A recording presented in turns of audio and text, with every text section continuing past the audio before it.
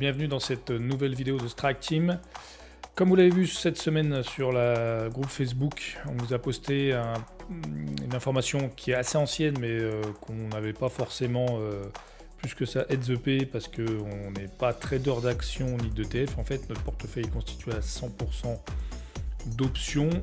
On est très rarement exercé et on n'exerce jamais. Cependant, en essayant de chercher une façon de démocratiser un peu plus ces options, on s'est heurté à un petit problème de régulation par rapport aux ETF américains, qui est la PRIPS. Donc je vous partage ici la page de Lynx Broker, notre broker, où il est dit qu'il est temporairement impossible d'investir dans des ETF américains, canadiens, mexicains, hongkongais ou australiens.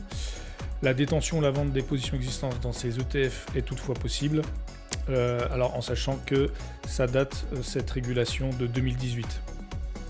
Donc c'est pour ça que les gens qui avaient déjà des ETF américains à partir du moment où la régulation PRIPS a été mise en place peuvent garder leur position.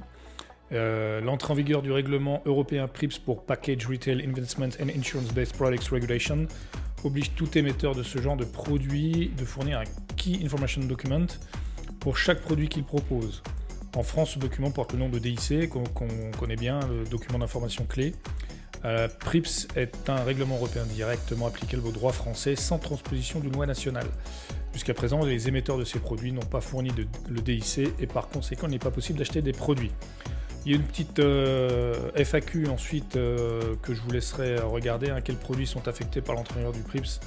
On en a déjà parlé. Où puis-je trouver des informations sur la mention PRIPS auprès de l'AMF, etc., etc. Existe-t-il des alternatives à ces ETF? Donc ça c'est intéressant. Pour avoir une exposition à ces sous-jacents, il y a la possibilité d'alternatives dont les CFD. Alors les CFD, c'est les Contract for Difference.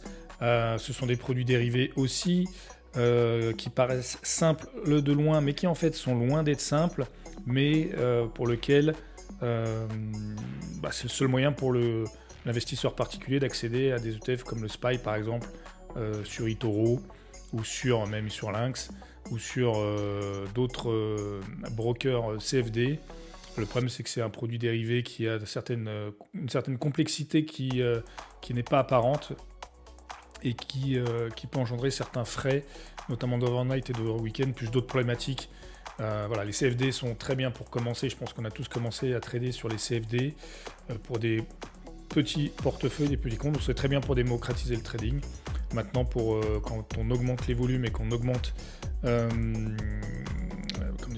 volumes surtout et la technicité dans l'investissement, les futurs et les options. Alors les futurs d'une part pour le trading court terme et les options pour le court terme et le moyen et le long terme sont de bonnes options. Et donc il y a une liste que Lynx propose d'ETF américains qui sont transposés en ETF européens. Ils en proposent, je crois, 165, on va les voir. Ils en proposent... ils en proposent 165 de mémoire, alors que le marché américain en a plus de 6000. Et donc, par exemple, on n'est pas censé posséder du SPY, posséder du QQQ, les meilleurs ETF au monde, on ne peut pas y accéder en direct. Alors là, il y a marqué, les CFD, les options. Donc, nous, ce qu'on a fait à notre niveau, j'ai écrit à Lynx Broker, je vous donnerai la réponse, comme quoi est-ce qu'on peut finalement acquérir ces ETF américains via des contrats d'options, parce que ça serait quand même un comble que, par exemple, sur une option d'achat qui est la possibilité, mais pas l'obligation, d'acheter un sous-jacent ou une vente d'options qui vous oblige à acheter ou vendre un sous-jacent, on ne puisse pas justement, ça voudrait dire qu'on pourrait faire des options mais avec une main dans le dos ou avec une jambe en moins, ce qui serait complètement ridicule. On n'est pas à l'abri que ce soit aussi ridicule que ça, parce que la réglementation là est quand même assez ridicule, étant donné qu'on interdit les ETF américains aux traders, aux investisseurs particuliers européens, pour un problème de traduction de documents, alors que quand on va voir sur le site j'ai plus le nom en tête non plus, mais c'est pas l'ESMA, mais c'est l'AMF européenne. Enfin, toute la doctrine est en anglais. Donc voilà, on se marche sur les pieds, on est bien sur le vélo. Voilà. J'ai personnellement téléphoné à l'AMF, j'ai eu un contact avec eux. Il n'est pas prévu que la loi change. Il n'y a aucun travaux. La France va prendre la présidence de l'Union européenne et des sujets sur les investissements vont être abordés, notamment les régulations de brokers un peu exotiques. Mais il n'y a aucun travaux de changement de cette régulation en cours. Donc c'est parti pour durer et ça peut être problématique. Donc on attend le retour de Lynx, mais je pense que la réponse sera... Enfin j'en sais rien en fait, j'attends le retour de Lynx, on vous tiendra bien sûr informé. Voilà pour cette partie qui nous a un peu chafouiné parce qu'en effet, si on est sur le point hebdo du portefeuille Adika.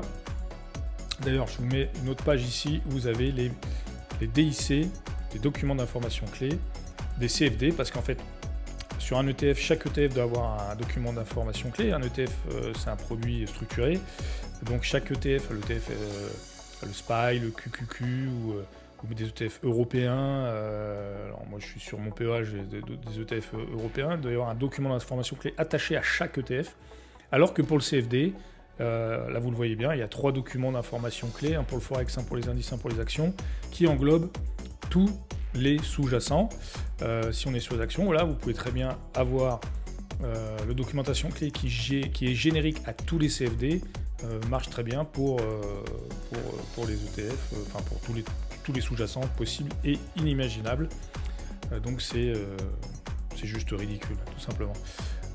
On a aussi ici les mêmes pour les options. Alors il y en a 4 pour les 4 possibilités, l'achat et la vente de put et de call, ce qui nous fait 4 DIC. Et on peut bien sûr être exposé aussi à tout le marché là, sur ce coup-là avec les options. Et aussi les futurs non européens. Voilà pour cette histoire de Prips qui m'a personnellement un peu énervé et chafouiné. Et comme je vous dis, j'attends le retour de Lynx pour avoir une information claire, nette et précise. On jette un œil au portefeuille Adika. Alors quand on vous a dit qu'on suspendait, c'est plutôt clairement SLV Silver, c'est un ETF qui réplique le Silver, donc c'est un ETF américain. Donc la question est de savoir si on se fait exercer, est-ce qu'on a le droit de détenir le SLV moi je pense que oui, mais est-ce que dit la loi? Enfin voilà, que dit le broker aussi, on verra. Donc le SLV, on avait notre roulage de poudre qu'on avait fait ici, tout en haut là. Et le SLV, il est en train de remonter. Je sais pas ce qu'il fait. Il fait un range de travers, on dirait, une espèce de paquet là, carré. On sait pas trop où il va. Il y a une résistance ici, un support assez important là au niveau de cette taux de contrat d'option qu'on avait passé sur notre portefeuille principal. Voilà, il reste une semaine. Est-ce qu'on va arriver à notre break-even? Je ne sais pas. On verra à ce moment-là. Au niveau du le Bitcoin, il est pareil, une espèce de range latéral baissier. Enfin, c'est pas un range là. Il est sur, du moins le BITO en lui-même, l'ETF, il est baissier depuis le début qu'il est sorti. Là il y a peu de chances qu'on atteigne notre put avant la semaine prochaine, on verra ce qu'on fait. Sur le portefeuille des cas, il se peut qu'en fonction de la réponse de Lynx, on le restructure et qu'on parte sur des ETF européens et des actions européennes. On est en train de réfléchir sur NJ par exemple, des trucs... alors bizarrement on maîtrise moins le marché européen que le marché américain, donc on va falloir qu'on se remette en question et qu'on regarde un peu ce qui se passe. Et notre dernier ETF, qui lui gaze pas mal, le XLE sur l'énergie, donc lui, l'échéance est plus lointaine, on est au 18 février, et donc pour l'instant on est tout bon. Voilà pour ce point hebdo, on se refera un point la semaine prochaine, je vous tiendrai au courant pour Lynx, et gardez la pêche, et je vous dis à bientôt. Ciao!